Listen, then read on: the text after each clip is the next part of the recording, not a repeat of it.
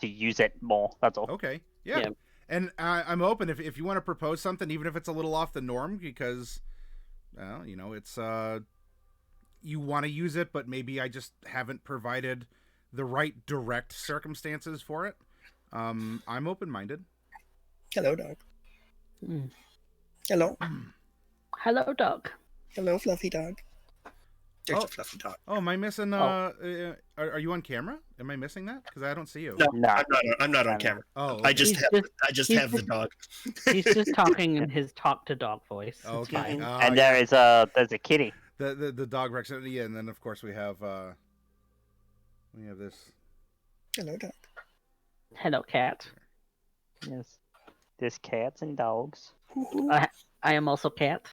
Yes. Because I'm a little... treats. Yes, He blood. had a treat. He's happy now. He had a treat. Oh. Is it Just- baby puppy or a big puppy? His big puppy. Big puppy. Little puppy had the same treat. Thantos has the right idea that this is in fact the cat butt right here. So The fluffy doggos. The fluffy doggo is a good fluffy doggo. yeah, Yes. they're. Fluffy dog is best dog. Best dog. Is it the other one then that you had the resolution about in Discord about having it behave? That's the big one. Oh, I know on camera he looks very nice and friendly and docile, and he is at home. But at the vet, he is the Tasmanian devil. Okay. It's just horrible. He just flips out. Flips a lid So- so bad. You're right, Oh, Bubba? rough. Okay. I also have cat. She has My found cat her is off perch behind my running monitor. outside somewhere. Well, let's The Hi, actual everyone. The actual Yeah, hi, coffee cat everyone. is Welcome behind back. my monitor. Yep. we are going to I totally forgot to add this music before we got going here. Oh no, I forget what it's called. But, I think there's a search feature. Well, nice. Let's go for Oh no! modern. You have no idea how much time I spend preparing for all of my stuff for my VTM game. It's so unreal. I want Aftermath to have a little bit of a different feel from 1.0, but that's hard with royalty-free music. That's very, very hard.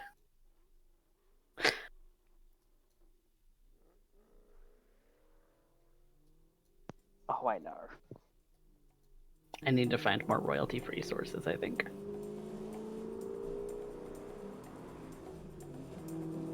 All right. So here we are. You are setting out into the hellish barrens outside of Oiho. You're in this big, just clumped together mass of metal that's belching fire and smoke. Has a big like lightning rod that is just sort of like wobbly off on the side.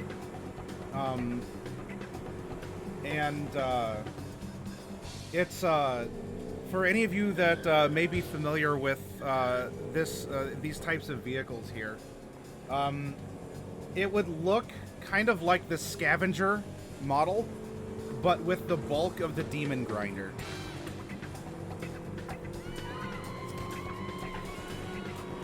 Okay. Because there are different types of these infernal vehicles. But it has the claw. It does have a bunch of spikes. But yeah, we are cruising through hell. You got warm wind blowing in through the little slatted windows. Were any of you on the outside, or did all of you want to be on the inside of this thing? No, I'm staying on the inside because I'm scared of heights. Okay. I wanted to be on the If outside it's where blind. I could have a nice view, but nestled into a little nook so that I don't fall. Gotcha. All right. Yep. I'm Does it inside. fly or does it drive? Because It drives. Okay. Though there's a couple times you hit some ramps and you kind of go Dukes of Hazzard. And you just have that moment, you know, of the camera pauses and your heart might have beat that one time because you were so startled. That might have restarted it for a second. Unfortunately, sinking feeling in my unbeating heart. Yeah. And don't forget, you'd have to like manually squeeze your adrenal glands or whatever if you want that little rush. And being a dead body, you got to do some things for yourself. Otherwise, you're used to happening automatically. All right, so Bright is kind of ensconced on the outside. I mean, you can gently impale yourself on one of the spikes. Like, do you want to be like a hood ornament, or? I was more thinking like if there was a little nook I could nestle into it. Yeah. Oh yeah. That there's nooks or even crannies if you prefer. No, I prefer nooks. Okay. They're more comfortable. But I mean, I like the idea of being impaled as a hood ornament. That's actually pretty fun. I think I'll do that. Okay. Your hair, like your flame hair, is just like whipping back through the warm breeze. Yeah, it's and I mean you can fly, so even if you hit a ramp, I'm not gonna like. You can kind of make do and keep yourself there. Casimir, were you on the outside? Inside. Oh, you're on the inside as well? Okay. For those of you on the inside, there's enough room for you. You're not as cramped as your driver is up in the cockpit. I mean, Casimir, I guess of all of you, you sort of grown I the need most. a little leg. Yeah, you're probably, I don't know, you kind of have to keep your wings kind of close. If you're, I mean, if you want to try and keep your balance, you can. There's not really seat belts, but there's a bunch of things that that we call oh shit handles. And they're scattered about your cabin, so you can anytime you hit one of those ramps or the like, you are welcome to hold on to those. Professor Cypher, you can hover, but you're having to maintain still, because I don't know if it's suddenly like there's a big bump and you're kind of floating there, you just sort of like the floor would rush up to meet you and sort of ping pong you. Hit your butt. Yeah, like off the ceiling, and then you sort of like just do like a twist and bop into someone. Casimir probably gave you that one time you were allowed to do that already, so. All right, so yep, that's your interior. You can stand or sit. It's handles. What is safety? That safety's dumb when you're getting to streak through hell in an iron monstrosity, belching flame.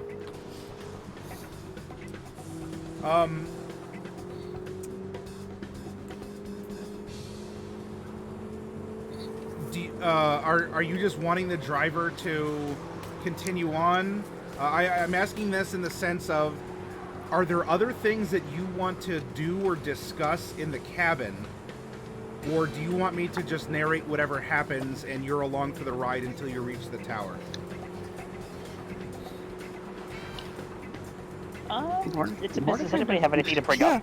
I mean, I guess it depends on what happens. Okay. I'm outside anyway, so I'm probably not going to be able to talk very much.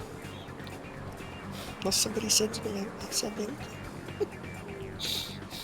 Mordecai has a message. He's not going to burn spell slots, but he can send messages if he needs to talk to you. But okay. Right now, I don't have that one. Right now, I don't think he has much more to say. Okay. He's really he's more kind of reminiscing about what Celine said in the ossuary.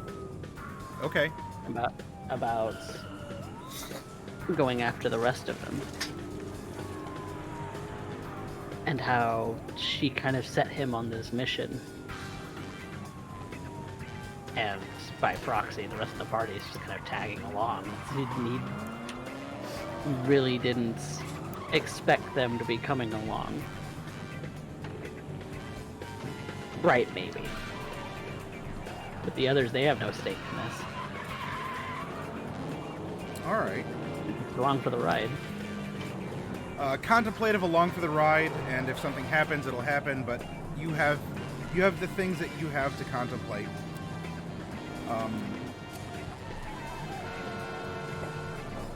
Of course, I mean that's some heavy contemplation, considering that you're entertaining the fact that Mesotopia and beyond is caught in the middle of a war of the Titans, of these outsider beings that have just amassed such power and influence.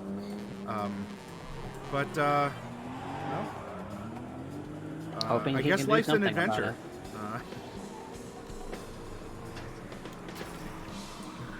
All right.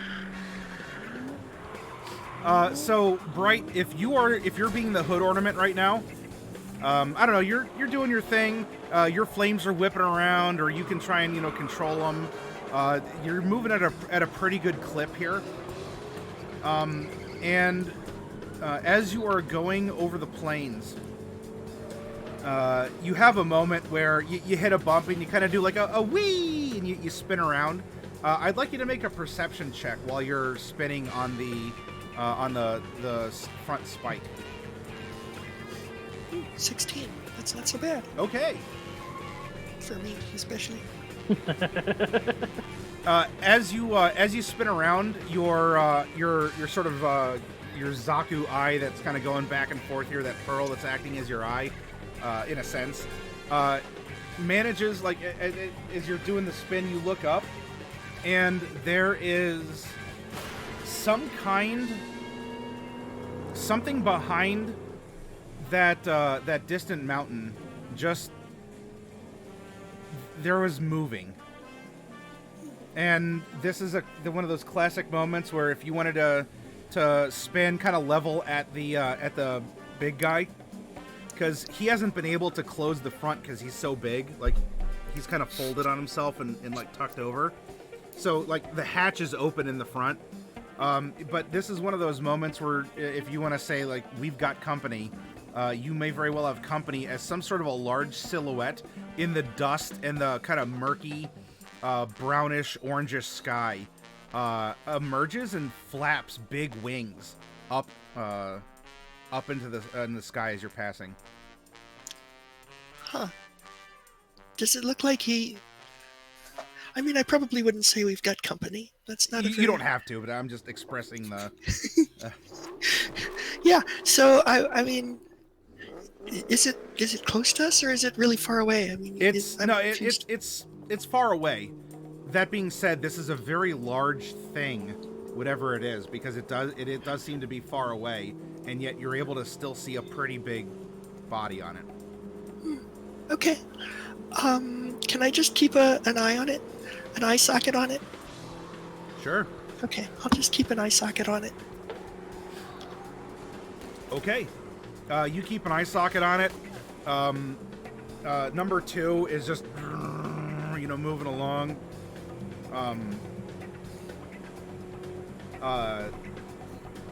He notices that you're not just sort of like merrily bouncing, like the bobblehead that you are, or the little like, well, you don't have the body for it, but like the little hula dolls that you put on the dashboard.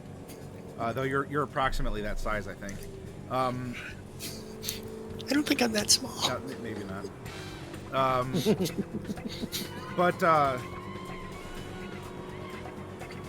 But what's going on? Did I lose the lightning? He looks up. No, still going. Yeah, there's still lightning. No, there's just I'm just watching a thing. Oh, You know, the sort of thing that you see in hell. Sure. All right. Well, Do you see it? see what? You know, the thing where I'm looking. I'll point my flame. All right.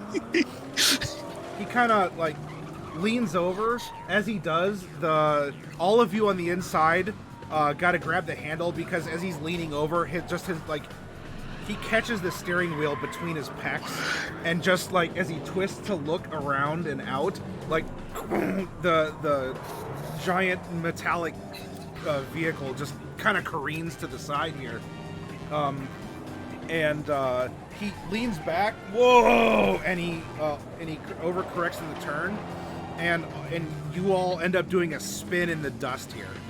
And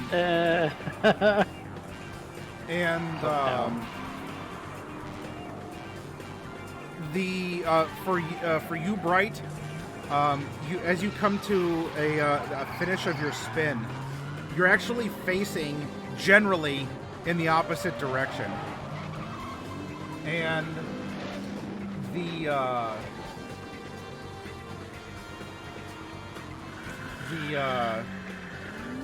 the big guy just sort of stops, and he says something in infernal that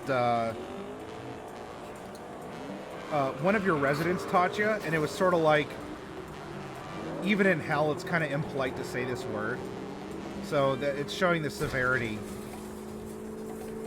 But you just see that moment. I'll translate to our common, where he just has that like, oh shit moment.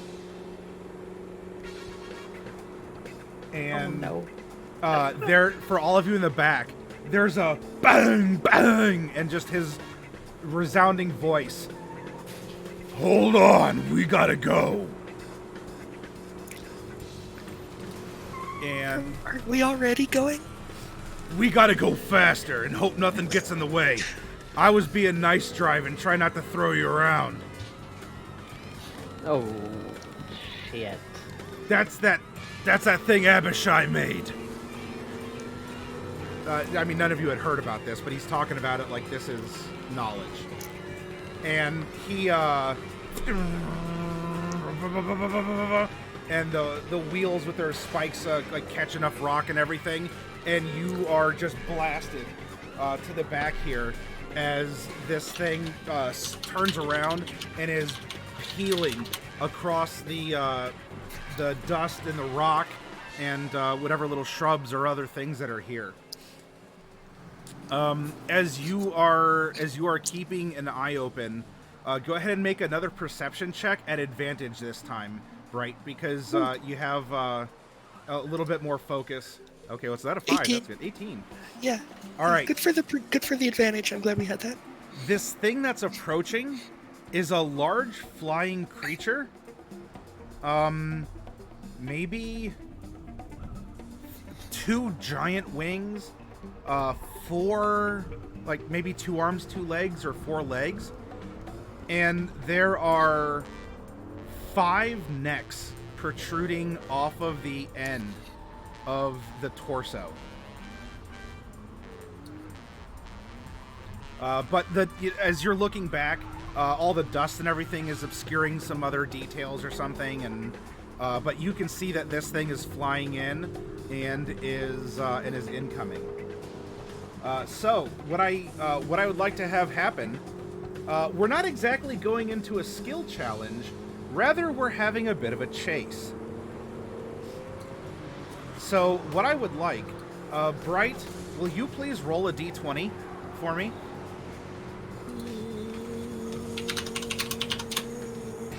No, I won't. All right. So with a 1, with your 1 here, what would this be? You end up driving past.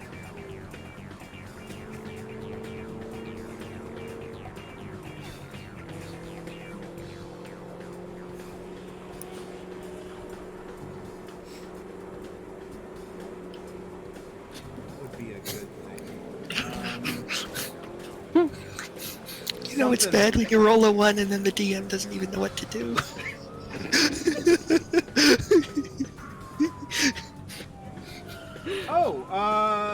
We will... This is what we'll...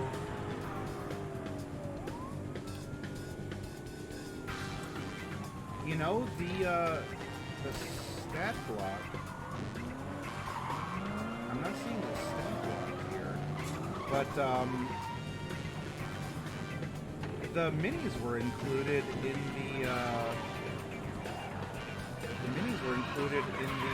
the set for this mod. I figured they'd be in here, but what happens is, as you're streaking across, a herd of horses or something starts riding up and is now running at a frantic pace, like away, but almost seems to be in sport chasing after you.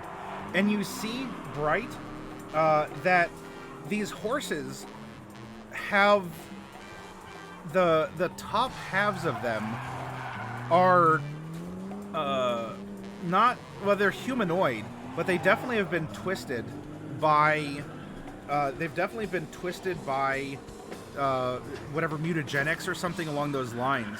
So we have these kind of fiendish horse people, and they begin gleefully chasing after the vehicle, and these lightning bolts form in their hand, and they begin to throw and try and pelt or damage the vehicle.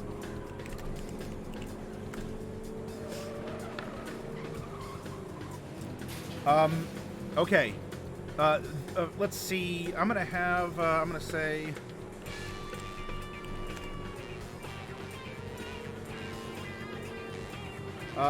Casimir.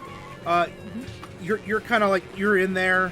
You're holding on or whatnot, and right by one of the little portholes out, there's just suddenly your skin tingles as lightning just sort of like hits but diffuses along the side of the vehicle, and you can look out and you can see that there are 4 of these demon horse people that are chasing alongside and like throwing lightning bolts at the vehicle.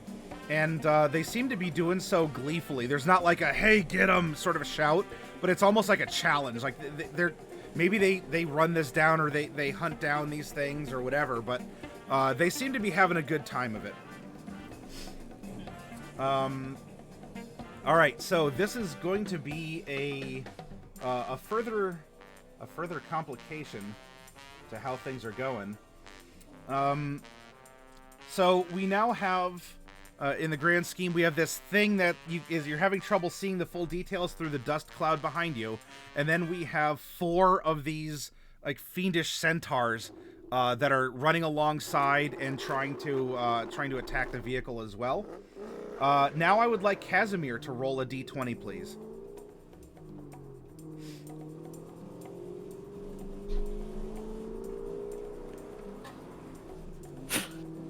Wow. Okay.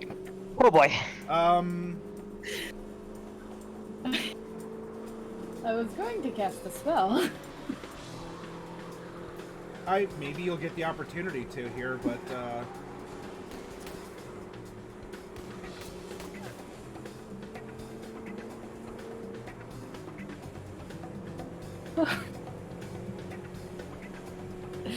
This is bad. okay.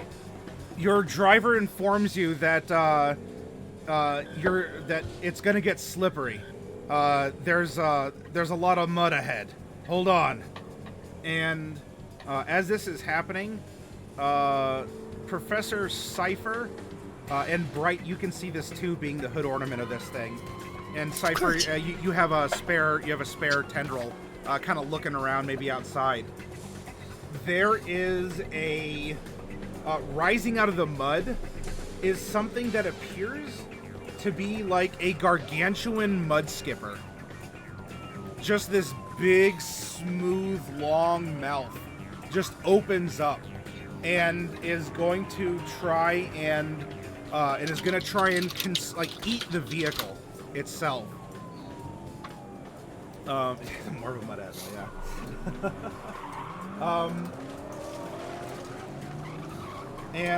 So what I would like is Casimir, if you're going to cast a spell, you can cast a spell, but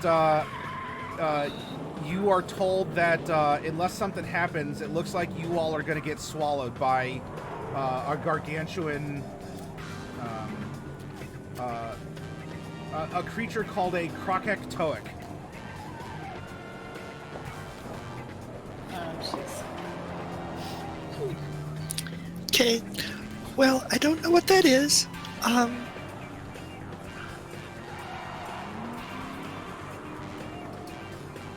Casimir, you gonna?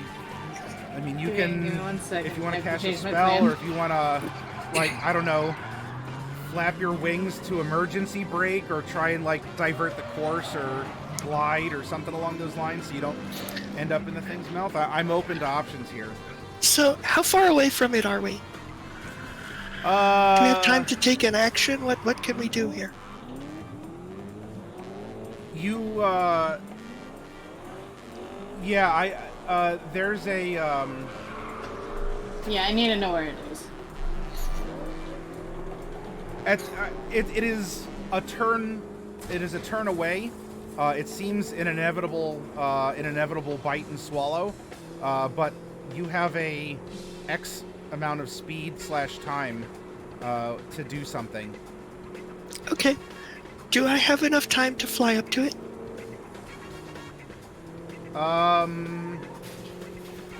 Or I know what I can do. I can ready an action. That's good enough.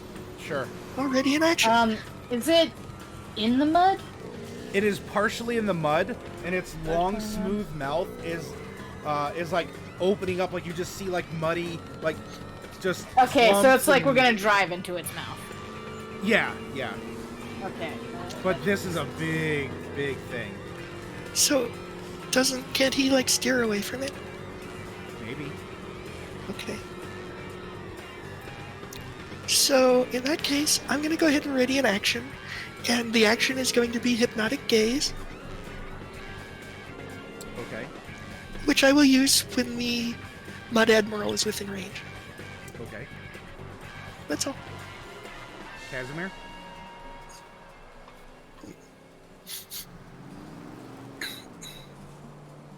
I don't think I have anything. Okay. You can be imaginative with your skills. You don't have to cast a spell or anything. You can. I'm open-minded.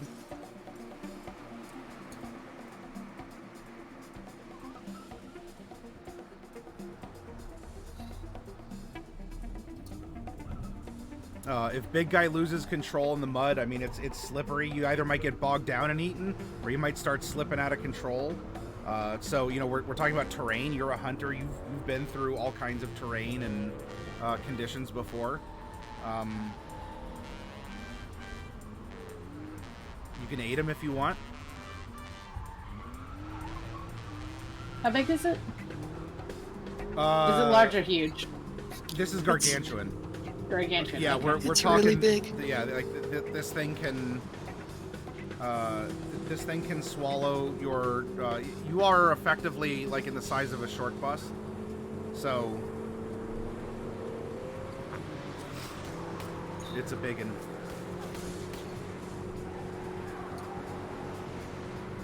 My thought was, Jerpy Snakey is huge. I could still try to constrict his mouth before we get to it. Because it's only one size up. It is, but it's not because gargantuan is a catch-all for everything larger. Because we don't have colossal anymore. But so I will say that the snake wouldn't be big enough to be able to go around this thing's mouth.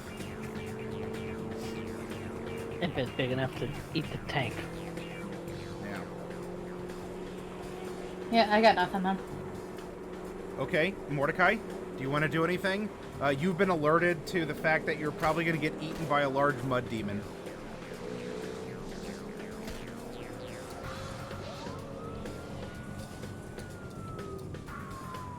Something that big.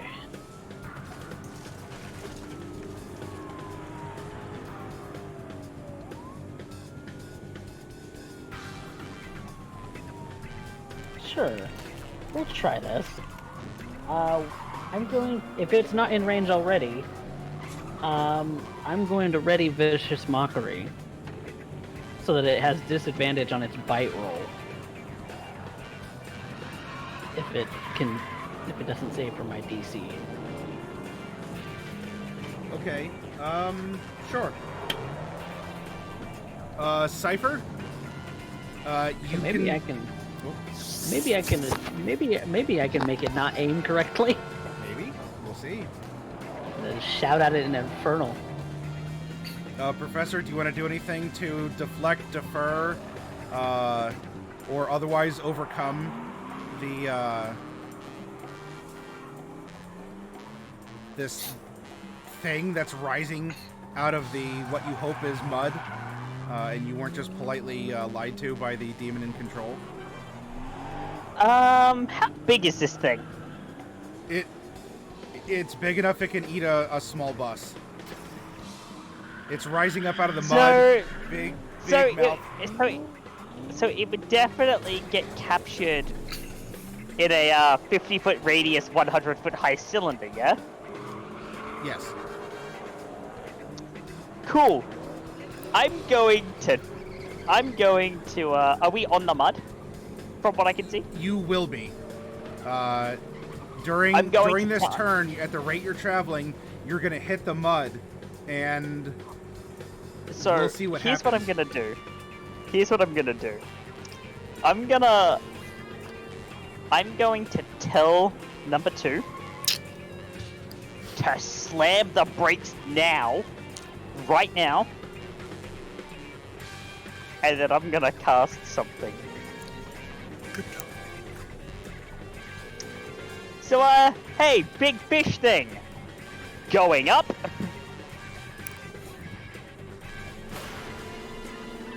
Okay. Beep, beep. I'ma float it into the air. It just takes all the mud with it. You just see a reverse waterfall of mud. Mud. Okay. The brakes are not slammed on. For whatever reason, he either didn't hear you or he's not following your orders. Uh-oh. And Oh, this is gonna suck. I need to check a stat block. He's probably not the most dexterous lad. Oh no, he's not. That's a 9. Okay.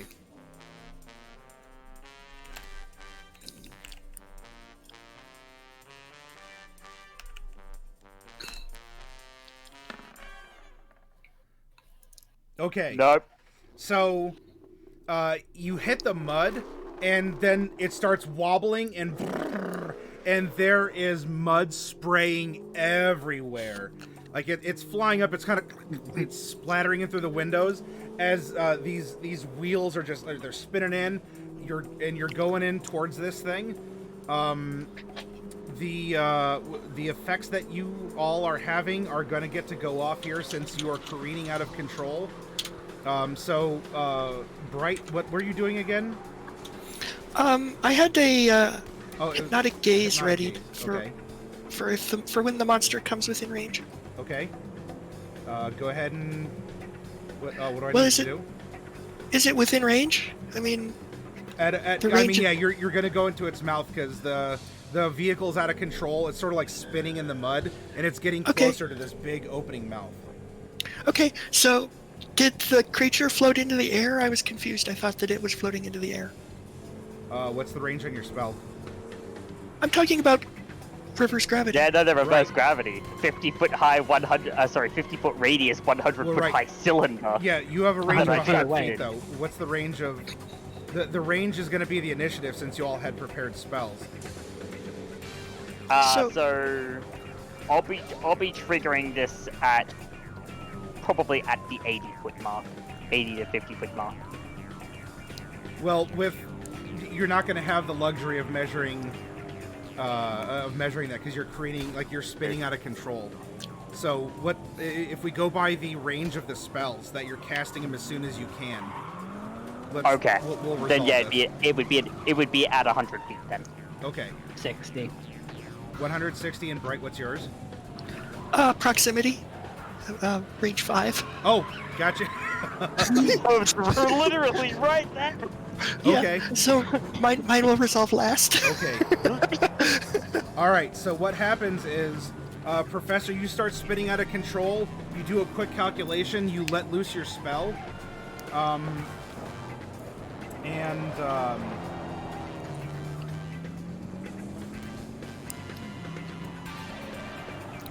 There's nothing really for it to hold on to.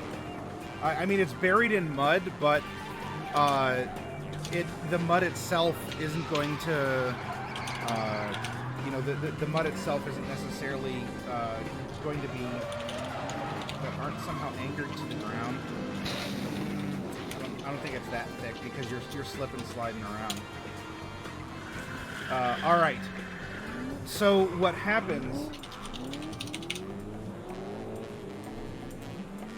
is I'm gonna plug in my headset because it just died. 1 second. Yep. It takes a little longer. There. 1 second. Look, I don't know when I was going to be able to use this amazing spell that I have. Okay. If I've duped us all, I'm sorry. All right. Now that I have power back to my headset, your reverse I gravity. mean, most of us can fly.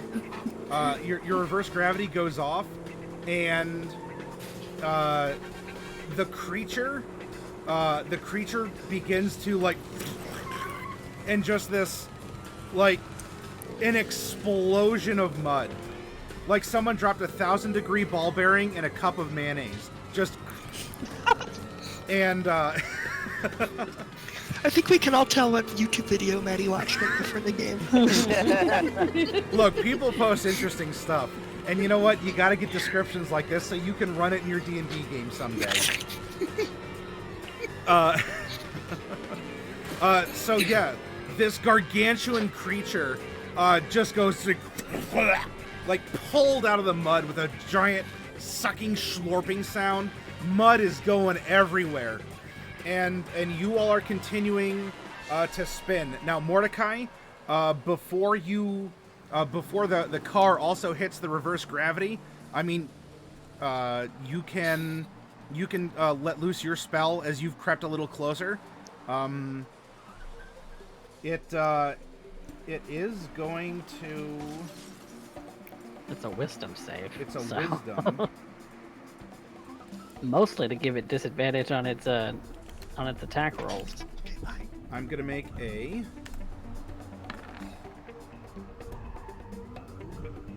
So my highest is a 14. Does a 19 save against your effect? No. DC 21. All right. What do you shout to a giant mud demon to make it upset at you? Can't catch me, bitch. Okay. Your taunt flies out to this thing as it is being tossed out of the mud, and is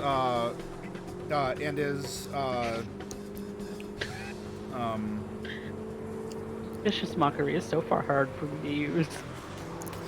As a person. Just as a person. Now the vehicle hits the reverse gravity field. The reverse gravity catches the vehicle, and you all are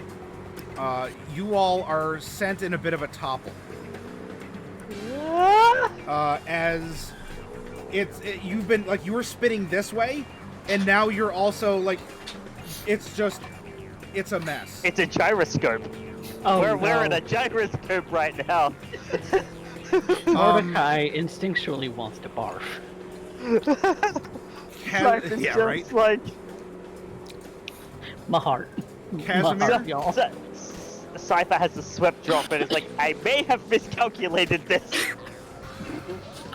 You can fly. You've practiced doing a lot of flying in your time. You are also a bit of a strong boy.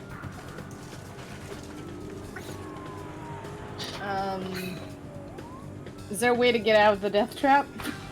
Yeah, you can bail out the door. The emergency I'm gonna grab exits will Mordecai close and up. bail.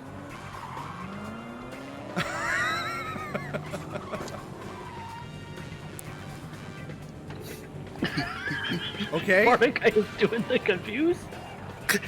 Yeah, no, he just grabs onto Mordecai and just jumps out of the machine. Are you resisting this at all, Mordecai, or? I have no idea where I'm going. I'm dizzy. Okay. Casimir grabs you, bails out the side of the vehicle, and you two are instantly hurled 100 feet up. It's a little less than that because you're actually going to, with like 2 wet plaps, you're just gonna like careen into the muddy hide of this creature. So what I will need, I guess, to see if there is damage or if it was somewhat controlled by the flying, despite all the spinning and everything. Casimir, go ahead and make a dexterity saving throw. Okay, I can do dex. I'm using my +1. Okay. I can't do. All right. So 9 + 1 is 10. And hello, Obi Bob Kenobi. Welcome. Thank you for the raid. I can't make saves. Can't make saves. Let me have a look at the spells. All right. So that was 100. You're at the ground floor, but this thing's kind of thick, so it's not going to be the full. We're gonna say each of you takes 23 points of bludgeoning damage. As you immediately like spin and you crash into the hide of this creature.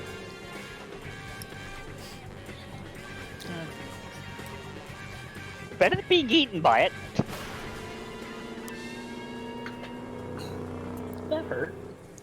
That hurt a lot. Yeah, it's not that Yeah, bad. we like jolted around. And This man is a squishy boy.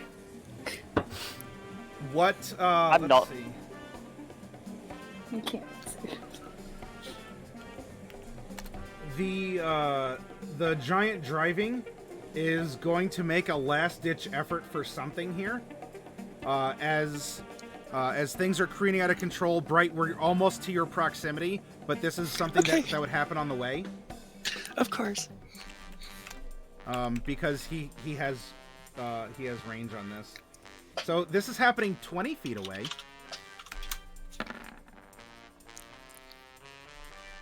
Oh, unfortunately, he sends the chains flying out, desperately trying to like hook into the flesh of this thing, but it just only seems to like pull back mud clumps instead of flesh. So Bright, the truck or this thing is careening towards it. There's a moment of impact, and what do you want to do since you are now very much in close contact with this gargantuan mud skipper? Yeah, so the action that I had readied was Hypnotic Gaze. Yeah. However, I was also attached to the front of the truck. Yes. So I want to know what impact that has had on my life. All right. First. I will. We'll treat this vehicle like a D6, and I will say if I roll a 1 on a D6, that was the front end that directly smacks into it, and thereby you be taking some damage, like full damage. If it is a 6, I'll say that you take none, but I don't know, you're just sort of rattled. Anything else, you'll take half damage, as it just sort of was a collide and a wobble. So let's roll. Okay. Do I have the opportunity to like tumble off of the truck instead? I mean, Casimir's bailing out, and I should be in a better position than he is. Yeah, but you also prepared an action. That's true. Okay, whatever. Okay. So you are going to take, I guess that would be 11 points of damage, which is half of that 23. Sure. As the side of the truck just like splats and is also like you're kind of doing side donuts on the top of this giant creature. Okay, so I make my save to maintain my concentration. Okay. So, I'm not sure that I need to maintain concentration for this, because hypnotic gaze is not a spell. It doesn't matter. I It's make not the a spell. save. Okay, so anyway, I'm close. So now it has to make a DC. Whatever my DC is, it's not bad. DC 18, save, wisdom save. Wisdom, okay. Highest will be at a +5. That's an 18. Okay. All right. It's disappointing. So now what happens? The van is on its side. Casimir and Mordecai are outside of it, splatted up against it would be the back of this thing, because the back is facing the ground. The 4 demon centaurs that were chasing after you now hit the anti-gravity cylinder. And they themselves are also, like, they're jumping. Like, they saw what happened. They're jumping into it, and they look ready to try and continue to savage their way across this now. It's not derelict. It's not inoperable. It's just in a bad position right now. So they're going to be taking some damage. It's not going to be enough to knock them out. But they're gonna jump into it, flip, and continue on their way. And let's see. This is actually going to be. Things are a little hectic. All right. Lightning ends up crashing over the hull of the vehicle once more, giving it a shock. And they are now upside down on the back of this giant thing, running after your tank that's spinning on its side. 100 feet in the air. Mordecai, make this thing fly. Mordecai, if that weren't bad enough, you are very perceptive, and even through the mud and the dust, as this creature's had some time to start catching up, because unfortunately the movement hasn't been too efficient for the vehicle. You see that there is something like a 5-headed dragon flying towards you all, and each of its heads are of a chromatic color: a black, a red, a white, a green, a blue. Oh, nice. And it's getting close. It's not like really close that it's going to be an immediate threat, but if you all don't keep getting away from this thing, it looks pretty savage. Mordecai, make this thing fly, please, please, please. It does look kind of disjointed in that weird kind of amalgam, like pasted together. All the same, it looks really disturbing and very angry. But anyway, Mordecai, I need you to roll a d20 for me, and tell me but wait, there's more. More complications? Holy shit. Okay. What is Finally, not a red number. Yeah, it's not a red number. Nothing further complicates your already very complicated situation. However... And you're hearing shouts from inside. Mordecai, make this thing fly! Oh, yeah, the Please professor's like make ding, this ding, thing ding, fly! ding, ding, like pinballing. Now, Mordecai, you are restrained by Casimir. There's a herd of demon centaurs running, like, up towards you, but shooting past you. There's this big 5-headed dragon incoming, and the vehicle is, like, on its side, spinning out over the back of this gargantuan creature. What are you doing? Okay. How far away am I from the tank? I am... You bailed out, but it continued. I'm gonna say it is... Less than 60 feet. No, it would be more than 60 feet. Oh, and you're restrained.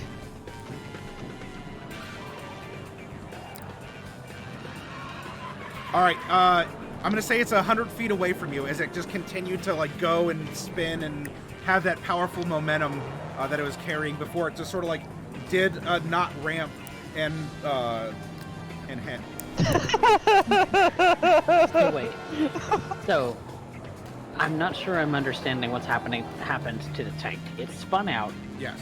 got caught in the gravity Yes. thing, and so it shot up. Yes. So now it's You're spinning along the back in of the this air. gargantuan creature. No, it's like on the back because it's upside down.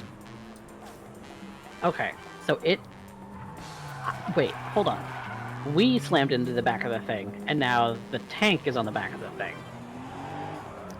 Yes, because it hit the anti-gravity as well and flipped over. Then how am I 100 feet away from it? Because If we're both on the thing. right, you bailed towards the head and it just kept going down towards the big tail of this thing. Spinning. The it wouldn't have- anti-gravity field is only 100 feet across. Yes. No, So it's it's about 100 ready to feet drop. high. It's. Oh, yeah. Okay. And I wouldn't have had enough time to catch it within 60 feet of me. To catch it in what? Levitate.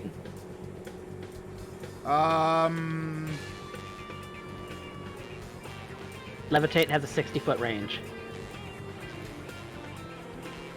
Which means I have 120 across that I can catch it in that bubble. Yeah. Okay. Being restrained. If doesn't it's keep you careening from- past me, no. Okay. Sure.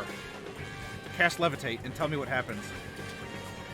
I'm going to catch the tank in levitate so that it just careens across. It doesn't fall. It just levitates and continues momentum. You're muted, lethality. So it's just skittering through the air rather Through than... the air, even if it gets out of the gravity field. It is gonna surpass your 500-pound limit unless there's something extra special to it. This vehicle's like tons. Okay, then I can't do that. Professor, I you're gonna can't just cast- have to bail. I can't cast fly except if I cast it on a person. Okay. Yeah. Oh, damn. What Cypher wanted me to do, I can't do. Okay. Then Oh. in that case, I am instead going to cast Guardian of Faith. I'm gonna cast it next to the creature. Okay. Yeah, I mean, you pretty much can't miss. It's everywhere. It's everywhere you Yep. don't want to be. Yep. Okay. The So Guardian of Faith where? is either going to attack it or it's going to get us out. Okay, so just so I have an idea of the havoc that I have caused. Where this tank is about to fall out of the sky. The only Yes. people currently in it are myself and number 2. And, well, possibly Bright, depending if she wants to bail or not. Well, I tried to bail Curious. before, but I didn't have time, so... Well, right, curious. but we're going into a new, like, round, kind of. Yeah, but I probably will be bailing. Okay. Curious. Yeah. I have a curious. Can the Guardian of Faith catch the tank?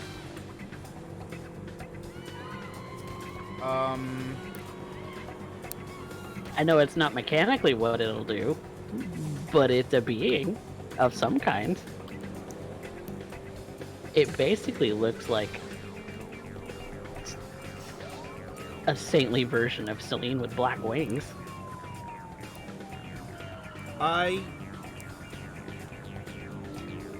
Aside from attacking, because it's sort of like a defensive turret, Right. I would say that it can't catch a several-ton tank.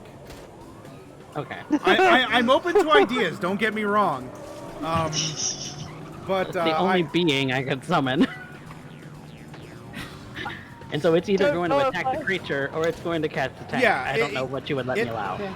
It can attack the creature. I mean, I'm not technically this thing is magic resistance, but this thing fits. Like, unless your Guardian of Faith had just a moment of like spacing out, if it attacks anywhere in a general downward angle, it's gonna make contact with this. So I'm not worried about it. Unless Celine was just that derpy that she's just like, and attacks up when literally any other direction would be effective. It's basically an angel of Ouija's with black wings, a golden halo, and a giant scythe. Okay, so yeah, it'll swing down at the mud skipper. Yep. Wait. Okay. I have a way, because Bright can bail and the fact that Bright can fly. Mordecai, you may want to hold on to something, by the way. Casimir's holding me, so. Yeah, so I have an idea. Okay. I also have an idea. What's your idea? My idea is that I'm going to Dimension Door because I have that. I haven't used it. I haven't had a need to use it, but now I do. I'm gonna Dimension Door myself and Mr. 2 out of there. And then drop concentration on the reverse gravity.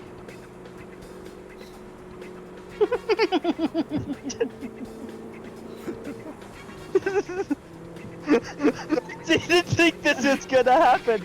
I thought we were gonna halt and the thing was gonna fly up into the air and we could just drive around it, but now we're skating through mud and dust along the back of this thing 100 feet up in the air. Cypher made things complicated. Okay. Professor, just don't. When your brain says do the thing, don't do the thing. All right. Yeah, that's When it gets the around, plan. when it gets around to my Yeah. part of the initiative Well, of this Doodle initiative. I mean, this was kind of a neutral thing that happened. That being said, if there's anything, we haven't rolled for the next complication, but this thing is still careening. This, whatever hasn't happened yet. But Bright, if you want to try and float away, you can float away. Yeah. So it's my turn now. Aren't we resolving the reverse gravity first? Well, I guess in the order, like, because we had the two creatures, and those were kind of because the one manifested and it was just simply an attack. This other one turned into something a lot bigger due to the nature of this creature, and so we had we sort of went into a micro initiative here. This other one was it was a neutral, like nothing about the vehicle itself was changing. It's almost slid to the very literal tail end of this gargantuan creature. End of the reverse gravity field. And yes, and of the reverse gravity field. So I didn't start with it, but yeah, on this complication as it finishes its slide, if you want to do something, Bright, you can do something. Yeah, okay, so I have absolutely no idea what the state of the world is, though, is the thing. Yeah, you're covered in mud, you're spinning, there's all kinds of stuff happening. Okay. For some reason, Ouija's has manifested on the back of this creature, Yeah, so I don't... So currently we're skating along the back of this thing floating. I want to hear the world state from Maddie, though. Yeah, so okay. we're everybody's in different places, right? Casimir and Mordecai bailed out. The professor and number 2 bailed out in a different direction, Not and yet. then everything is falling, or what's okay? It will fall. You're on the car, the professor's in the car, number 2's in the car. They're still in the car, but they're bailing out of the car. We're going to. You technically don't know that, but yeah, that's Okay. the professor's plan when we roll for his turn/complication. Okay, because I had a hard time understanding the turn order, I guess, or like what order things are happening in at all. That's Okay. my bad, I'm sorry. All right. So, because we never really rolled initiative, right? It was just, Right. Pseudo initiative, yeah. I mean, oh, okay. So life is good, I guess. Okay. So in that case, I can disentangle myself from the flying car or sliding car or whatever it is. Yep. I guess it's both, right? It's flying and it's sliding because it's in the reverse Yep. gravity field. Almost done sliding, and it will be flying very shortly. Or at least falling in Okay. style. Well, that's the best kind of falling. All right, I guess it is time for Bigby Smishing Hand. Oh. I just have a sense that this is going to come in handy. You're not wrong. So what are you doing? What are you doing with this large hand? I'm going to try to catch the car with it, Okay. Yeah. or at least break its fall, so that it can land on the ground without being completely pulverized. It is a strength 26 hand. Yeah, it's pretty big. It's only large, and I know the car is probably huge, because cars typically are huge things. We just talked about that in RPG Workshop. But, still. Yeah, it's about the size of a short bus.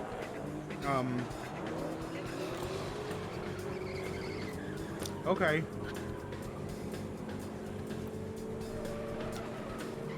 So it needs to make an attack against the vehicle to see if it can come into contact with it. Well, potentially. I mean, it's So grasping hand. yeah, because grasping hand grapples a huge creature, so that's what it's doing. So, okay, so I guess it'll be. I mean, it has strength 26. So So it's a d20 plus 8. Y plus 8. Oh, because strength 26. Okay. Yeah, strength check. Right. Yeah. Okay. So I rolled poorly, Yeah. but I have no idea what the car's armor class is. I mean, it's not resisting. No, but it mean- also it can't not resist. Okay. It'd be a static DC in the case of Yeah. an object, Sure. of a falling object. Okay. Well, then pick whatever the DC is. Should probably have done that before I rolled. Unless you want me to roll again.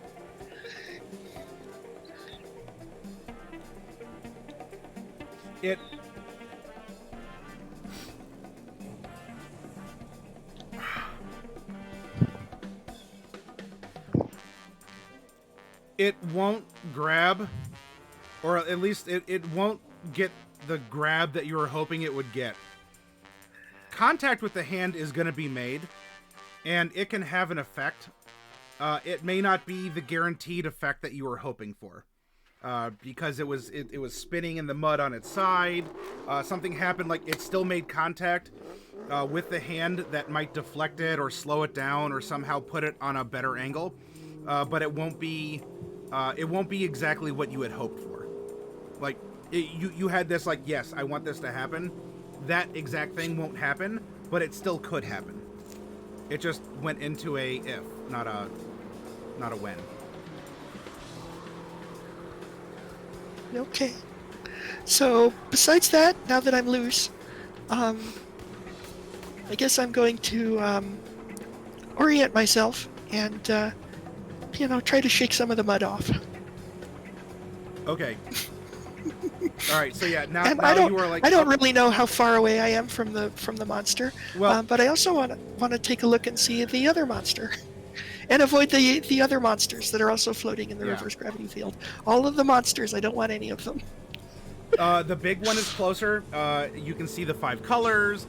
It's a very large, put together dragon thing.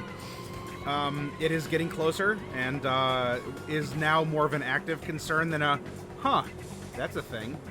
Because at least that you can say casually. And the four fiendish centaurs are still galloping forward. You having been a part of the car are pretty much on the tail end. Like you would bail, and I mean you would be close enough that you could either fly forward and be normal to the ground, or you could still stay upside down, but like a couple feet or whatever off of the back of this creature since you're coming to the tail. Well, I don't know that I have any preference of whether to be right side up or upside down. Maybe I'll split the difference and be sideways. Sure. It's probably the least disoriented. At least for me. All Maybe right. other people will get disoriented if they know, look at me. it works which too. is fine. Your vehicle was on its side sliding, so all you do is you just move laterally. So you're also on your side looking around. So you're spinning. Sure. It's just it's just like we lost it a little electron. It just sort of like flew Sure. off. And all right. Yeah. And emitted a pink photon. Yeah. Okay. That's fine then. Casimir, as it's reaching the end here, there's this big thing that manifests. There's these centaurs. There's a big thing flying. Apparently, some kind of like a pink spark just went at, like right off the front of this thing. Do you want to do anything aside from clutch Mordecai?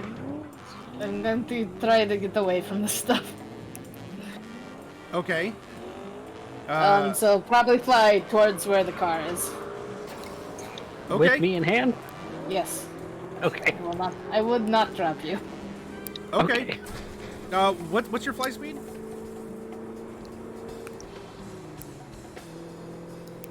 It is 30. I will dash. All right. So 60. Yep. All right. So you're not moving as quickly as it, but I mean you're doing a real good job. You haven't lost too much. All right. Professor. Yes. All right. Yes, my glorious TM. What is it that you wish of me? First give me a D20 roll, and then let's just do this. Let's get it over with. Plus one. Oh, all right. It's So, a high roll. all right. It was a high roll. No further complications I will provide to the scene.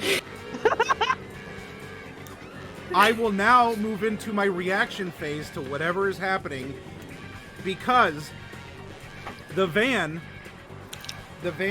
had flipped, had been spinning on its side over the muddy back of this thing, reached the tail and also the end of the cylinder, meaning that it's flying off back into normal gravity, but it's 100 feet up in the air. On its way, it was given a good game by a Big B's hand to hopefully correct its course and land in a more beneficial pattern. Though that is not a guarantee, but that is what has happened. Also, Professor, apparently a manifestation of Ouija's is like cutting into this thing's back. And Casimir is giving Mordecai a hug and flying behind this. And of course, Right we have somewhere. a 5-headed dragon flying, further in, and there's 4 fiendish centaurs that are looking to throw more lightning bolts because it looks like they're getting to the end too and they're ready to jump. So now, Professor, you are 100 feet in the air, sideways, in a tank, and falling. Yes. What are you doing? So I'm gonna look to Mr. 2 and basically say in Infernal, look, we gotta go, and offer an eye stalk. Okay. I'll say that there's like a little slat, like a little, like between the driver cockpit Yep. and the rear area. So you can open that up, you shove your eyeball through it, offering your eye stalk. Yeah, I'll tell And- him to grab on, obviously.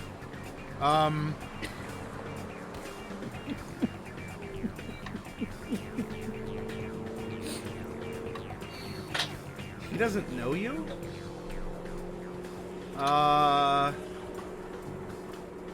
I'm gonna say that he is too clenched up. And maybe even screaming yeehaw. If you want to touch him with your eye stalk, you can, but he is too preoccupied and has no idea what's going to happen, such that he wants to remove a hand from the steering wheel to clutch a little gooey eye stalk that just sort of is poking him in the neck now. Would he be? Would he be?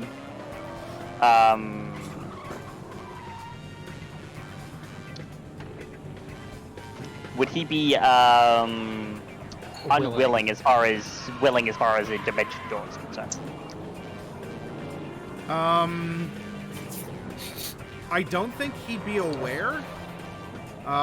In the circumstances, I'll say that he wouldn't know to say no. Or he's not, like, hostile towards you.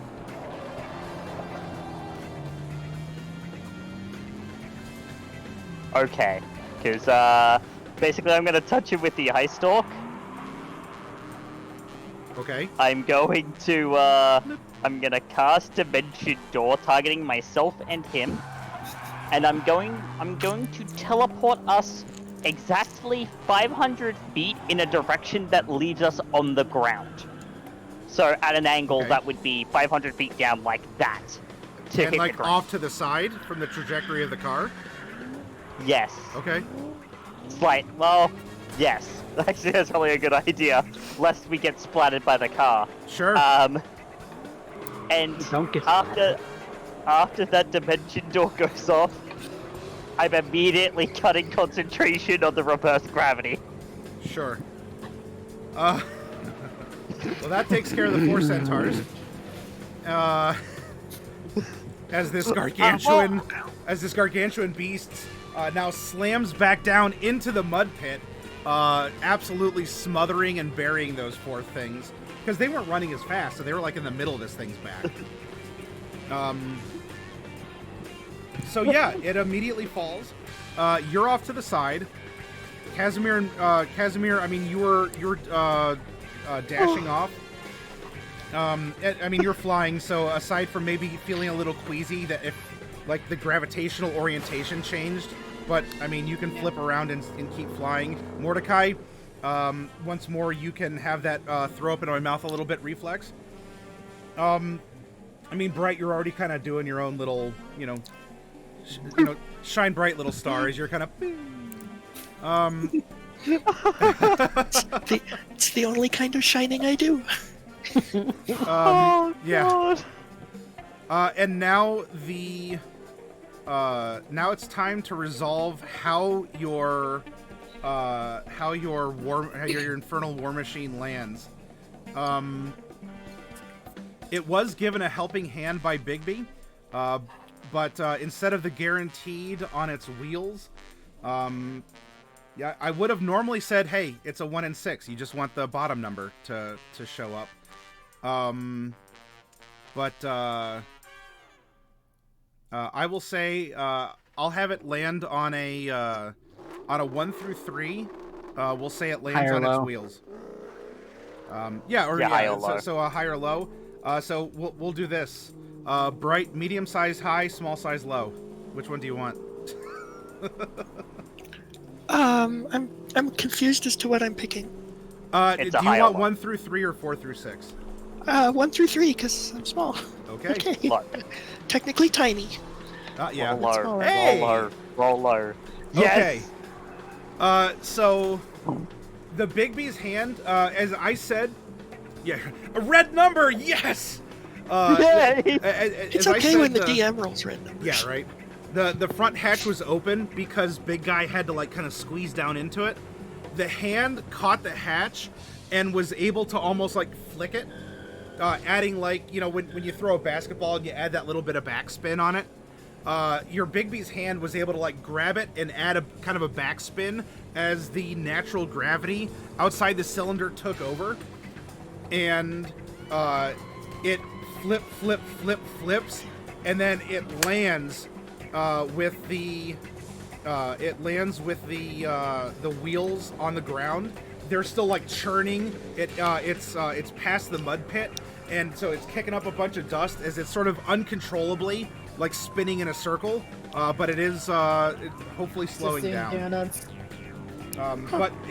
But now that you look at it, it looks like the driver's not in the cockpit anymore. Yeah. We knew that was gonna happen. I guess I got one of my visions after all. Now I'm gonna because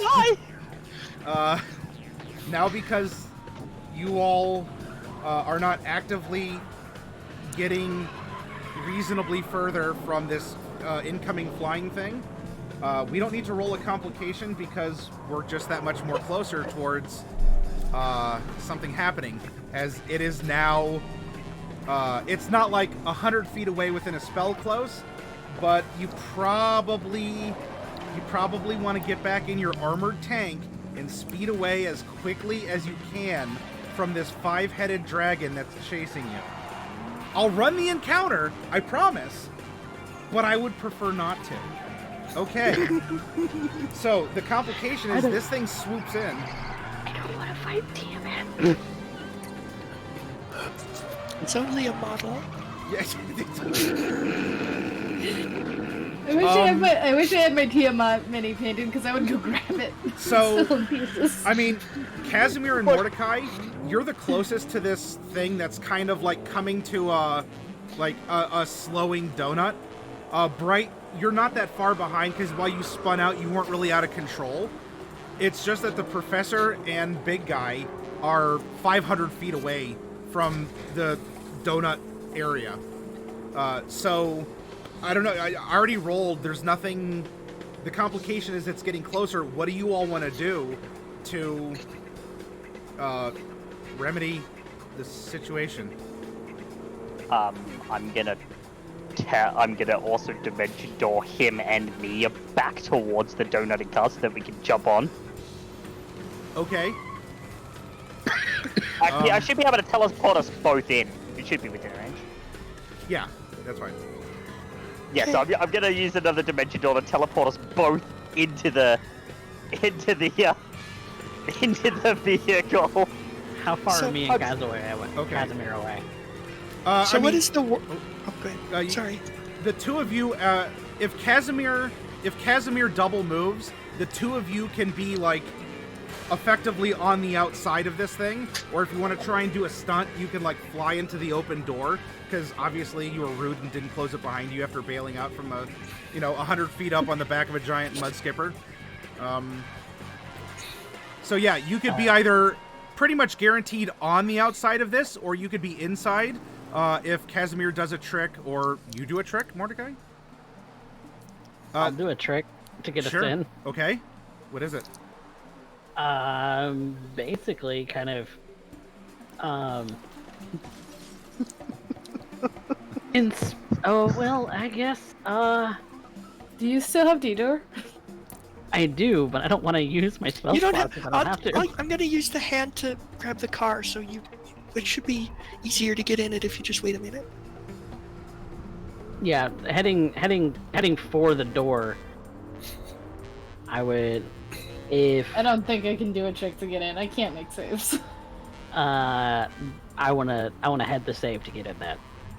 To get in there, then. Sure. Okay. I mean, you've done like trapeze teamwork in the circus before. Acrobatics. I'm an acrobat. Yeah, you're an acrobat. So this is what we'll do. Casimir's providing the momentum. You need to provide the precision. Otherwise, I'll provide the bludgeoning damage as you recreate what happens to a bug on a windshield. Mordecai? Fantastic. I would like you to make an acrobatics check at disadvantage. This is going to be a tough trick, but we'll make it worth your plus while. one. Yeah, you are floating a couple. Can I use both? I have two. Sure. We'll mark that Mordecai, and we'll mark that coffee. Okay. You actually have one more. You have one more floating if you want to add in a third. I'm using all of it. All right, Mordecai's dumping it. We got a +3 to this. +3 acrobatics, disadvantage, trying to shoot through. Hey, 29 instead of a 33. That's pretty good. So, yeah, Casimir just goes into like a corkscrew spin, providing just like redlining to try and get away from all the mess behind. Aiming for the door. Mordecai, I mean, you could reach your hands out or your tail. I mean, we could even say that there's like a big oh shit handle on the outside, so people can either hang on or, from the outside or whatever. Like, are you like reaching out and you're using the momentum to like spin inside, or how do you envision this happening? In the clutches of Casimir, you're corkscrewing in towards this opening in a tank. It's very much like a trapeze catch, in that Mordecai is attempting with Casimir in his hands to land a little more softly on the inside, but still get in using trapeze tricks. He's basically got his legs locked around Casimir, and his hands are going out to kind of swing and or lessen the fall of anything that's cut on the door. Okay.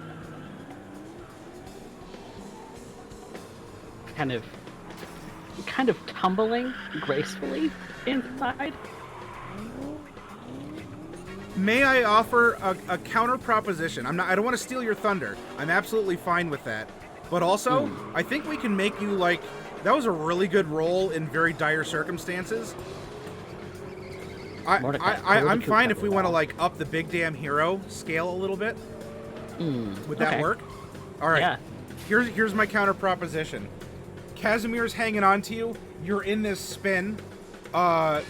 You ask Casimir, like, loosen your grip, and you then push off of Casimir ahead. You're already angled in through the door. You make it through the door, and you hit the floor. You use the momentum to do a roll. You then angle up to the wall, the opposite wall from the door inside this tank, and then so you hit.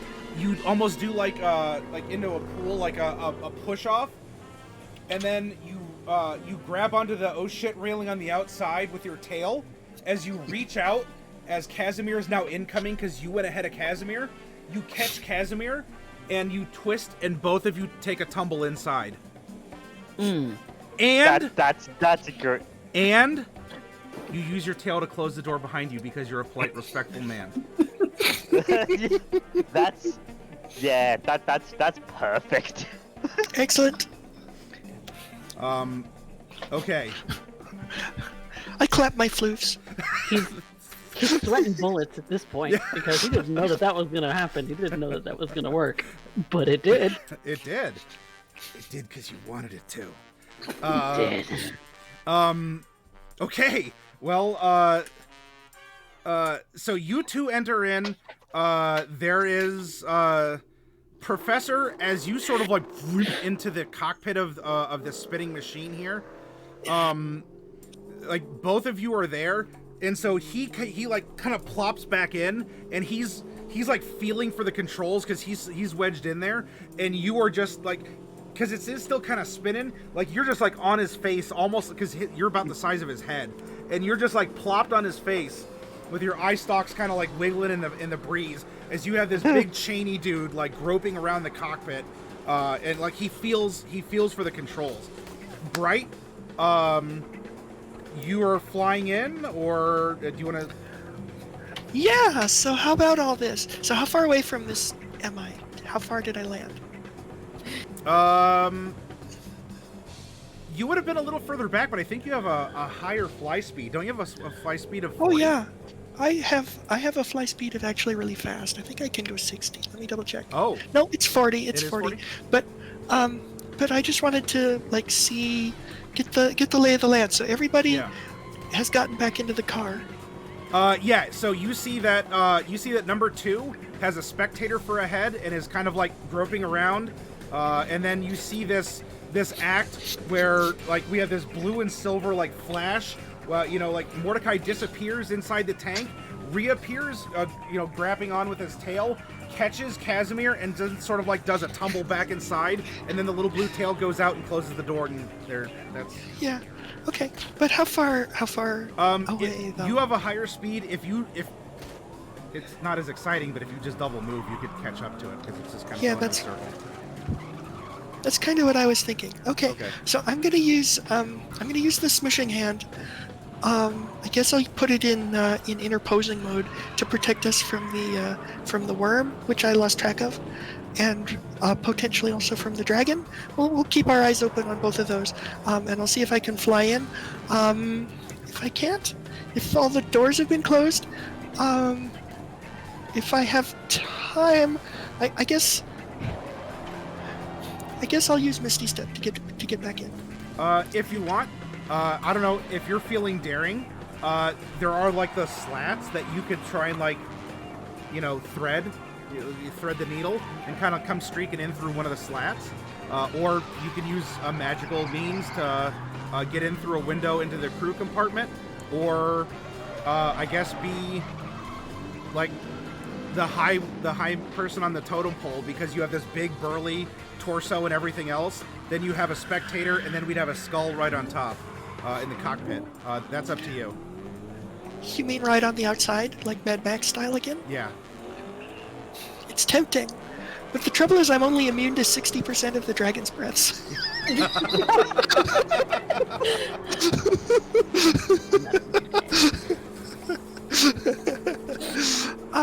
Actually, you know what? Why not? I can always get back in later if it becomes pressing. Yeah. I'm going to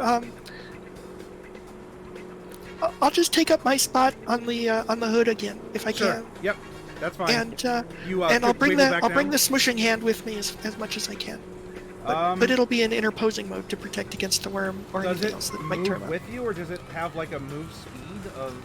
It has a speed of 60, so it may not be able to keep up. If it can't, that's life. Yeah, it won't be, especially once you get your bearings. But like you moved 80, so it would only be able to move 60, so it's even still behind you as you're doing that. Yeah. So I mean, you'll eventually lose it, but at least you can like keep it up there and say like, "Not today, dragon." And, that's right. Okay. That's the whole point. Just as a very quick note, I'm also gonna get myself out of the cockpit so that number 2 can see what he's doing. Sure. Okay, so you can ride. I mean, you have Bright, who's reaffixed herself as the hood ornament. I mean, the what's it is the cockpit whatever is the hatch is up, so you can sort of like nestle against that if you wanted to and still be on the outside. Otherwise, you can go and ask them to open the door for you. But unfortunately, as a spectator, you're not small enough to squeeze into the slots. Yeah, without using my last spell slot to do a thing, I'm not going to do that, because I've only got one spell slot left. Yeah, I'll just nestle up against the thing, so that he can see. Okay. Nestle up against the house so he can see. And just be like, there's a giant 5-headed thing following us. Drive, man, drive! In Infernal. I will say that for the briefest of moments, this whole thing looked like some of those, like, I think there's a name for the type of art, but like the big like deformed roadster cars with like big slobbering monsters like riding inside of them. You know that like that image or that style that I'm talking about? Like the big muscle cars with like a, for a moment, that's what this was. A big hellish tank with a giant dude with chains and just like piercings all over that has this slobbering green head, a giant tongue flapping in the breeze and eyes everywhere. And of course, we gotta have like a skull on fire streaking past. For a second, this was the most metal thing ever that has existed. And of course, an acrobat and a dragon flying into the This was all pretty thing. metal. Yeah. This was all pretty metal. But no, there's just this yell in telepathic infernal from the... And it's loud enough that everyone would be able to hear it. Yeah, so if you understand infernal, you're gonna understand this, and I'm pretty sure everyone does. It's just like, everyone's here, there's a 5-headed thing following us! Drive, drive, drive! Now for the drive. We're gonna do that. If any of you have a time limit, I don't know if this will go too much longer. As the tank has been restored. I do a little. To control. And so what I need now, as this thing is closing in, we need to see if your driver can actually outpace, because it does look like the tower is actually getting closer. Like, you can see it. And it's not just that always on the horizon, always at the same distance, no matter what. It is actually getting closer and closer as whatever powers this thing, it gets juiced. Flames once more rush out, and you do a couple of the donuts, you hit it, and you start going across. But as this thing is close, it is going to be just that.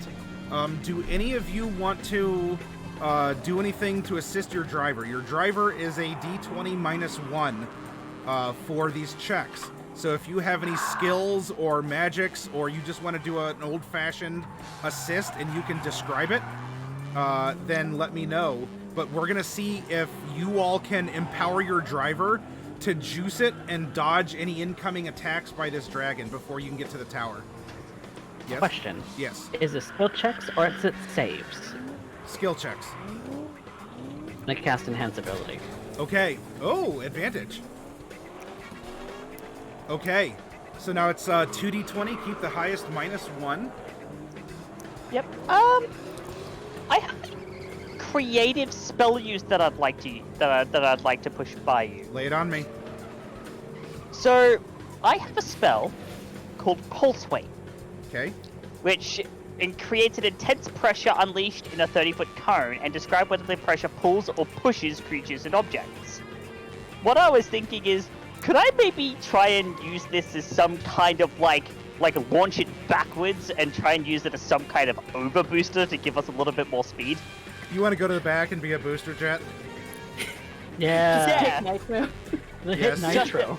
We're outpacing him, and I'm the nitrous tank. Yes. You're in hell. You're trying to beat Tiamat to a tower across a blasted landscape. I will let you use your spell in this context. So yeah, you can Cool. you can sort of like roll up out of the hatch that's up, and then you sort of like fly to the back, and you use your tongue to like catch on to one of the exterior oh shit handles. You turn around, and can you put the spell up in? Can you like cast it so I can see? And then Yep. 60%. And deciding that it pushes, of course. Yeah. Okay. This is Welcome to Maddie Works D&D, everyone. force damage. Well, All it right. is cast at level 5, so it would be 25 feet push. Okay. Yep. So you tumble up out of the open cockpit, you catch yourself with your tongue, you kind of like maneuver yourself into position, such that you can like, you take your eye stalks and you put them through like the two oh shit handles in the very back, so like you're facing back, and you let this spell go. It's obvious, naturally upcast, because, I mean, that's what you do. Warlock. And you all, you feel this, like you feel a percussion that like rumbles through, and at first like, oh, the dragon's attacking or something, but you're thrown back as as like the front wheels even leave this red dusty clay, and you get this giant boost ahead. I'll say by expending that and doing that, that's going to be one automatic success in outpacing the dragon, because you just got this natural nitro boost. Straight up as it was trying to close in on you all. Alright, sweet. You know what we feel? You know what I feel like we are right now? This is a truck. And we're greenskins, if you know what I mean. And I just believe that this thing was the reddest truck in existence. Yes. Because the red-ons go faster. So Mordecai is giving advantage to the driver. Casimir, do you want to do anything? Interior or exterior? A skill or a I'm spell? also inspiring. And inspiring? Okay. How many of those can you give out? Because I will be making 4 rolls. I have 4 left. Okay, then. D10s, correct? Yes, I'm spending them all. 2d10 minus 1 plus 1d10. Got it. Casimir. Yeah, so you only need to spend 3, because I already got one of the successes for us. The most I could do is avoid difficult terrain with the party. I'm good for enough. Can't do much. if you can, if that helps us avoid difficult terrain, then you would have to be in coast, forest, or mountain. Does this count as mountain? Count as? It is certainly wasteland. I won't say that it's mountain, or rather, this isn't. It's more count as desert. Yeah, I mean it would be desert, but Casimir, you have above the others, you have come to really embrace this place. I mean, you seem to have accepted your new form. I mean, you've done a lot of hunting. I mean, your morals have kind of shifted to fit in. You've adapted here greatly. So I will say that while it's not going to add, like, you aren't going to add Hellscape to your list of ranger terrains, I'm going to say that in this instance, you can sort of like lean out and shout guidance, like, oh, rocks, or or whatever. You can use your inborn abilities to be able to avoid if something bad were to happen. So what I will do then, because you're going at high speed, etc., I will make this roll 3d20, keep the highest minus 1 plus 1d10. And then, Bright, are you wanting to do anything over the course of this mad last dash as the tower's growing closer and closer to try and ensure your safe arrival? This thing is close. I mean, you're leaving it partially behind, but it's flying quickly, and who knows what'll happen with the other things. But I don't know if you have like shields or other magics or plans, or you just want to be a cool looking horde ornament and like just put out the vibe. Yeah, possibly I can inspire with my awesomeness, because I do have lots of shields and things, but I think they're better held in reserve rather than deployed proactively. Okay. So, if something happens, then yes, I have lots of ideas, but none of them are really good choices to just put up. Because I already have my mage armor, and that's pretty much the only. Okay. Bright's our contingency if something fails. You know what I can do? I can do this. I'm gonna do this. Well, let me. No, it's not. Let me. Yeah. Okay, I can't do it yet. I have to wait until the dragon is actually pretty close. I have lots of choices. Okay. Okay. So Bright is gonna be our contingency if one of the rolls fails and the dragon catches up. Okay. Bright will be our contingency. Now, Which if I you think want, it works perfectly. If you want, you can tie a rope through your eye sockets, and you can fly up behind it and be dragged as bait for the dragon, since you're immune to 60% of its breath attacks, and it'll attack you and not the van. You don't have to. That doesn't really sound like a thing that Bright would do. You're absolutely correct, but I'm not saying it's impossible. All right. All right, so we're not dragging the flame skull as bait for Tiamat. Probably a wise choice. Okay, so contingency, Bright. Here we go. I'm going to roll 3d20.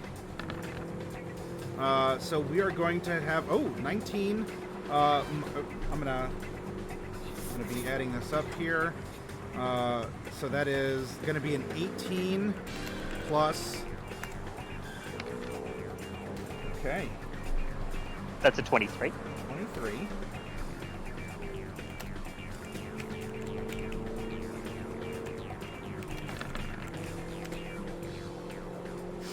Whew. Oh, 1, 2, That's 3. A 3, That's 12.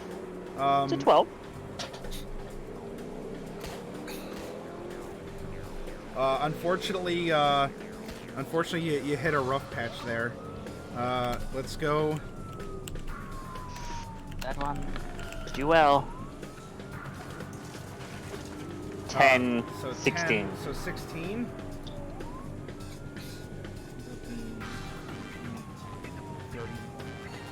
51. Oh, all right. So I am going to get one attack off. That being said, Bright, I don't know what you had planned, but there is going to be a breath weapon, as probably during that slow patch, things like we're skidding out or something. But I'm gonna get an attack against the van unless you have some shenaniganery. Okay, so what I'm going to do is I want to cast a major image. Okay. That's interesting. It has an upcast option. Oh, okay, I could just make it not concentration. I don't care about that. And what I'm going to do is I'm going to create a duplicate of the van. Oh. And the duplicate of the van is going to act as a decoy so that she only has a 50% chance of picking the right target. Gotcha. Okay. All right. That's a nice play. Bright, would you like 1 through 3 or 4 through 6? 1 through 3, of course. Of course. That doesn't hurt to ask. The illusion. So a giant like this stream of acid pours out of one of the mouths of this 5-headed dragon that has been chasing you. This weird, just unsettling, stitched together thing.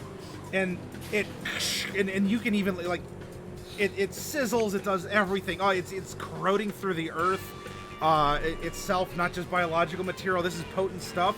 However, the acid sliced through the wrong tank, and the doors to the tower are fast approaching, and you hear from up ahead. He bangs on, because he can't turn around to look through that slot, so he just like reaches back, boom, boom. Hold on to something. Latch it on. I'm already holding onto something. Yep. Oh, And there's just this final roar, and boom! You bust through the doors, the doors to this tower, and the machine just.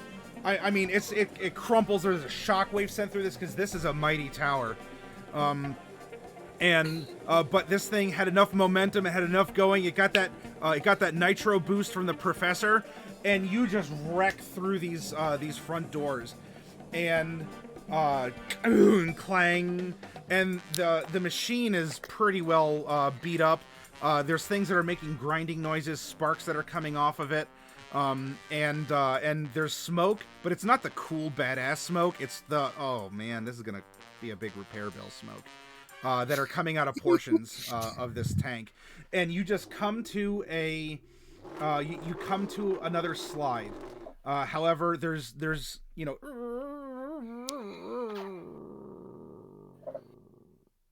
kang, kang, kang, kang, kang. And the door that was so politely shut closed earlier just kind of opens a little and falls off the hinge.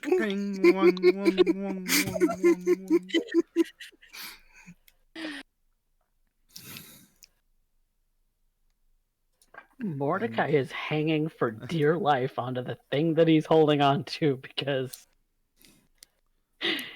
Oh, man. Oh yeah, He felt like he was gonna die. Arms on this one. You got a leg hooked like over here in the other one, and you got your tail around one behind you too. So there's this silence from the back where you knew Professor Cypher was before you just hear. Can we do that again? No! I don't think I've had a rush of adrenaline like that in my entire life. The front of the tank gives a big creak, and then as the big guy gets out.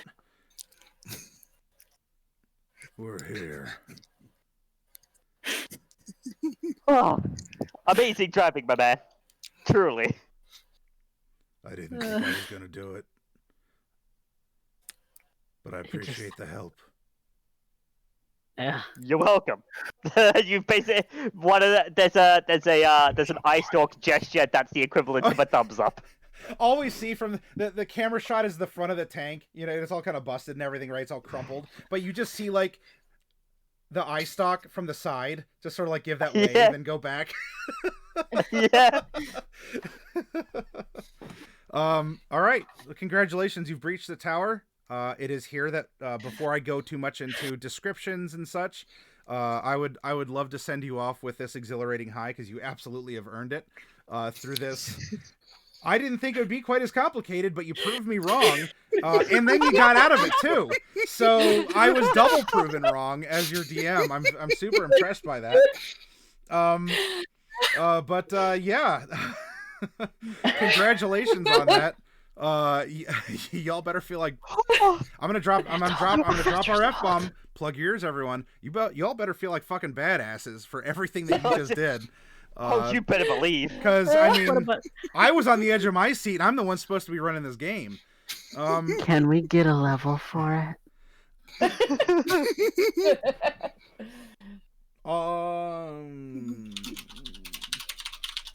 We'll see. I'm not saying no. I'm not saying no. That's fair. Let me consider this, and I'll see what comes of it. Please, we haven't had a level in months. All right, chronologically, you're correct. Game session wise, you haven't had a level in like 4 sessions. So I know it's a little bit longer than that, but It's been almost the whole year, Maddie. Let's be real. I know we haven't had a level all year. I know. Yeah.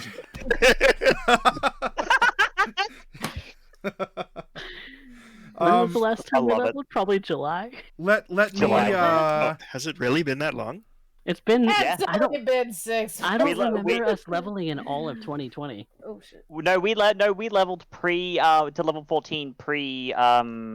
Yeah, I feel like we got a level right before the pit or something like that. Yeah, we did. Didn't we? We got a level a bit before Halloween. Sorry. It was Halloween. When we all turned to evil. Yes. Yeah. Yeah. When our alignments all Oh. changed to evil, we got a level then. I don't remember that. Yeah. I don't remember You getting turned a evil level and you're for letting that. the power flow through you, so I gave you a level because you're willing to be. We're level 14. Yeah. And soon you'll be 15, one way or the other. Soon. Please. Yeah. Whether it be now or shortly. But we will see. I mean, it seems only fair since this was so metal. I agree. I'm not necessarily against it. Let me think about how to go about it. Yeah, that's fair. And then I will communicate with you regarding that. So if you have goodies for level 15, keep them in the front of your mind, and we'll see what happens. But all right, for those of you that got to go, like Lethality, you're running something over at Gathering of Nerds. So you got to scamper and I don't do know that. what it is, but it's gonna be something. It'll be so. Well, hey, make sure you tell us about it when you post on Discord.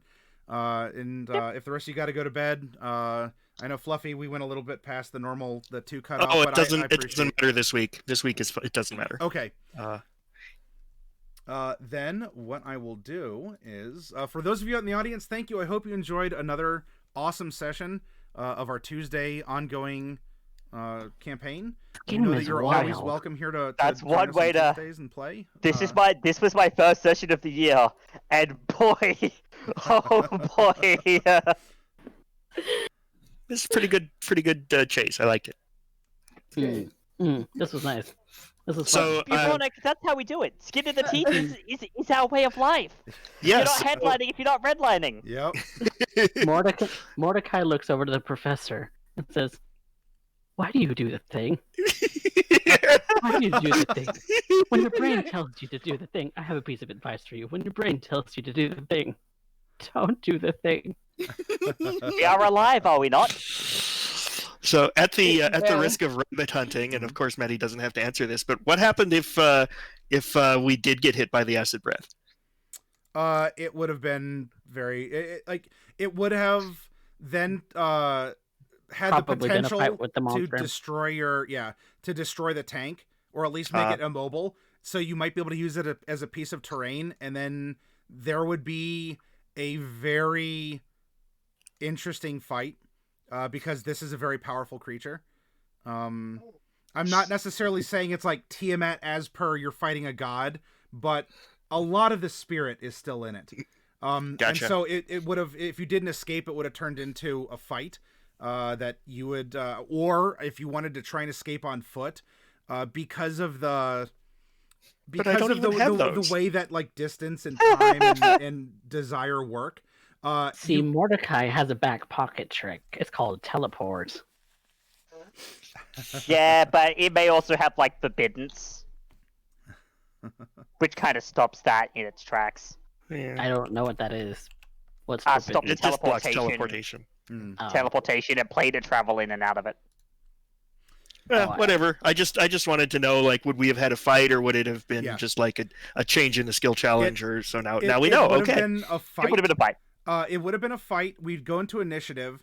If you wanted to stand and fight, you could, or if you wanted to make it a running fight, again, similar to the distance and desire and all that, you still could have like had a run and gun and reached the tower, even though you weren't speeding in a tank. But you all would have been susceptible to the attacks. The tank would have bought like a hit or two, depending, until it either broke down or just you couldn't use it even for cover. Yeah. At the very least, the tank is not how you say fumad. It's I mean it's broken, damaged. but it's not damaged, but it's not a it's not melted fumad. pile of like acidified slag. No, Yeah. we could potentially use it for cover if we ambush down here. Yes. Or and like maybe once we get out of here, we could like try and fix it. Well, that'll be a bridge to cross when we get there. I'm going to take We'll us find into a out next raid. week. I am going to. Yeah. I'm just gonna say my cheeks we'll hurt. definitely be. Mine too. I'm smiling so much, y'all. I've been Yay. holding back laughter the entire session. I couldn't hold it back. I couldn't. Laugh and have fun. I mean, I like presenting serious stuff and intense stuff, but I'm fine if you want to laugh alongside whatever's going on, or it's just over the top. I want you to feel free to express yourself. I also kind have of that background hysteria. battle music going on, so that just it's amped kind me of like up. that. It's kind of like that hysteria of, oh, we're gonna die. Oh yeah, Yep. That So was- just laugh at it and do what you can. 100%, 100%. Next episode, we'll find out if more of that's on the table for us. Yep. Yeah. I'm going to take us on a raid over to Donnie Sorrow, who's playing The Hunter Call of the Wild. So for any of you who enjoy, well, we had some tracking and we had some overland stuff. It seems like a game that focuses on that. Thank you all for coming by, for hanging out with us as we play D&D. And I'll see you tomorrow for the raffle. You can win some boxes of minis. I'll ship them out to you for free as a part of it. And tonight is Lethality Complex. Tomorrow is also going to be Coffee running Vampire. And Dark Wolf, do you know the next time you're going to run on your channel? I'm gonna try to stream tomorrow. With my current game, Omori, I'm playing with my sister, so I have to work around her schedule. Okay. So it'll probably be early afternoon. All right. Well, and they'll, of course, post on our Discord when they go live, so keep an eye open for it and support fellow community members. Yep, raffles tomorrow. So we'll I'll see you then and there. I'm going to make my way over to Donnie Sorrow, and we'll give a big old Maddie raid and have a lot of fun. Bye. There we go. Bye, It's all guys. centered.